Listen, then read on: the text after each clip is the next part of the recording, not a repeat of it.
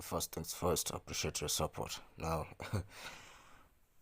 this is a strange damage.